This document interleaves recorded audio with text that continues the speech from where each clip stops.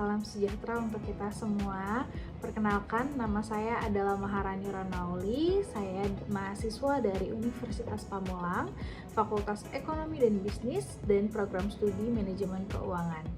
Saya dari kelas 568 semester 7. Saat ini saya ingin mempresentasikan dan menjelaskan materi mengenai stock split dalam mata kuliah pasar modal dan portofolio.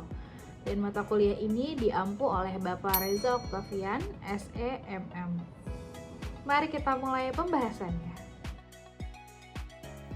Di sini ada beberapa materi yang akan saya bahas. Yang pertama adalah pengertian dari stock split itu sendiri. Yang kedua ada tujuan dan dampaknya. Yang ketiga ada kenapa dan kapan dilakukan stock split. Yang keempat keuntungan dan kerugiannya.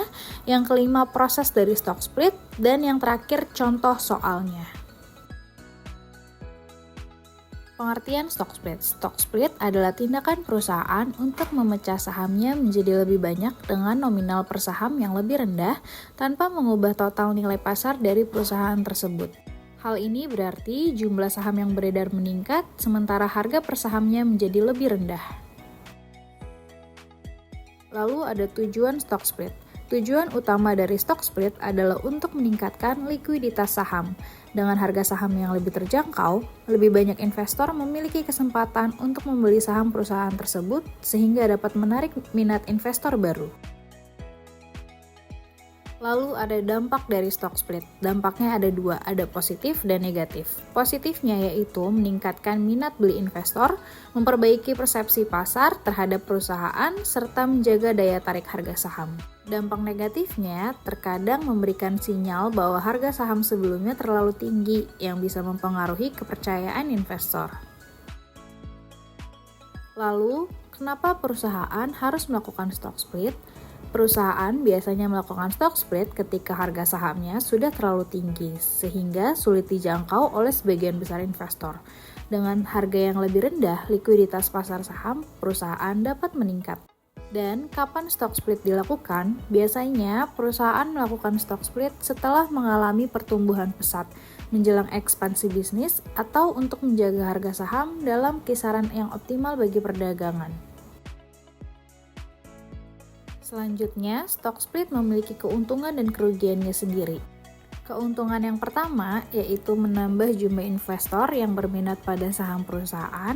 Yang kedua, meningkatkan likuiditas di pasar saham. Dan yang ketiga, memberikan sinyal positif kepada pasar bahwa perusahaan percaya diri dengan kinerjanya. Jika kerugiannya, yang pertama ada tidak menambah nilai fundamental perusahaan. Yang kedua, berpotensi menciptakan volatilitas harga yang lebih tinggi. Dan yang ketiga, dapat menurunkan eksklusivitas saham bagi sebagian investor. Selanjutnya yaitu proses dari stock split.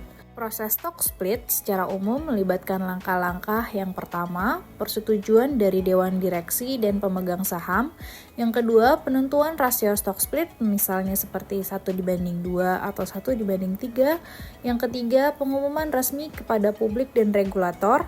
Yang keempat, pelaksanaan stock split pada tanggal efektif yang telah ditentukan. Sekarang, mari kita bahas contoh soalnya. Diketahui bahwa Ibu Moti membeli saham pada perusahaan Bata sebanyak 100 lot seharga 20.000 per lot pada tanggal 15 Oktober 2024.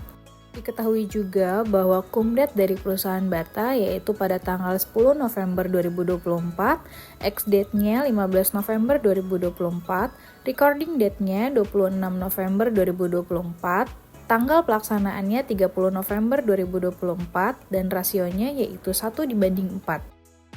Pertanyaannya, berapa saham yang dimiliki oleh Ibu Moti setelah stock split? Mari kita jawab satu persatu. Dengan rasio 1:4 berarti 100 dibagi 1 dikali 4 yang hasilnya menjadi 400 lot. Lalu, harga saham Bata setelah stock split yaitu berarti 20.000 dibagi 4 sama dengan 5.000.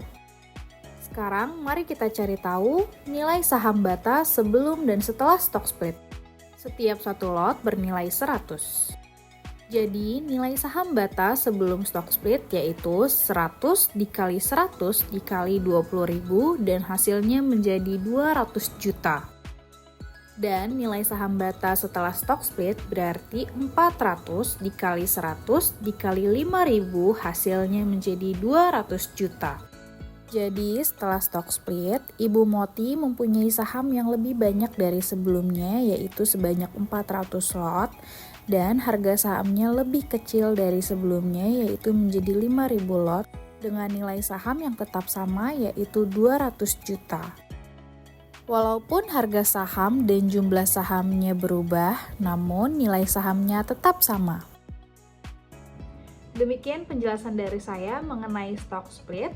Semoga materi ini dapat menambah wawasan dan juga pemahaman untuk kita semua. Terima kasih atas perhatiannya. Mohon maaf jika ada yang salah. Sampai ketemu lagi di lain waktu. Bye-bye.